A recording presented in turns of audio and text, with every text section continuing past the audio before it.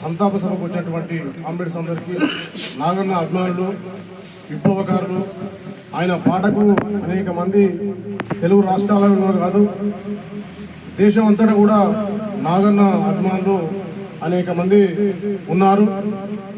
నాగన్న అంటేనే పాటల పెద్దన్న. ప్రతి మనిషి పుట్టడం చావడం ఎంత ముఖ్యమో పుట్టిన తర్వాత బతకడం కూడా అదే నాగన్న చరిత్ర చూస్తేనే మనకు వినబడుతుంది, కనబడుతూ ఉంది. అలాగే ముందుగా ప్రతి వ్యక్తికి ఇంటి పేరు ఉంటుంది. ఆ ఇంటి పేరునే మనం ప్రచారం చేస్తూ మనం ముందుకు వెళ్తూ ఉంటాం. కానీ నాగన్న ఇంటి పేరు ఎవరికి తెలియకుండా కామ్రేడు అరుణోదయ నాగన్న సంస్థ పేరే అరుణోదయ నాగన్న ఇంటి పేరుగా మారినటువంటి వ్యక్తి కామ్రేడ్ నాగన్న. ఆనాడు అరుణోదయ సంస్థ స్థాపనలో అనేక మంది కానూరు వెంకటేశ్వరరావు కావచ్చు, మన అరుణోదయ రామారావు కావచ్చు, నాగన్న కావచ్చు, అనేక మంది సంస్థ స్థాపించినప్పటి మొదలుకొని ఏదైతే దేశంలో రాష్ట్రంలో పల్లె గ్రామాల్లో జరుగుతున్నటువంటి దోపిడీ, పీడన, అణచివేత అనేక దాని మీద పాటలు పాడుతూ ప్రజలు చైతన్యం చేస్తూ ఆ పాటల ద్వారా అనేక మంది విప్లవకారులను, లక్షలాది మంది విప్లవకారులను ఆ పాటల చైతన్యానికి అనేక మంది విప్లవకారులు తయారయ్యారు.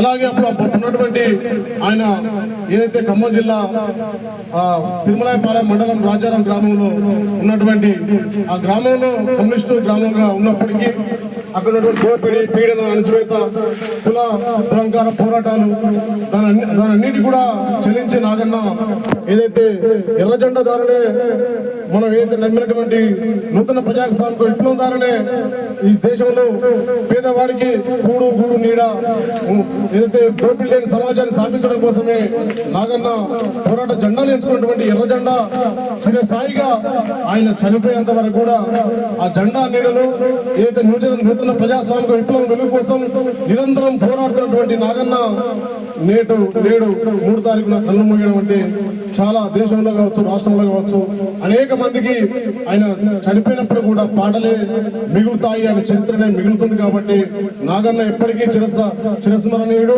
అలాగే ఏదైతే నాగన్న ఎంచుకున్నటువంటి ఎర్ర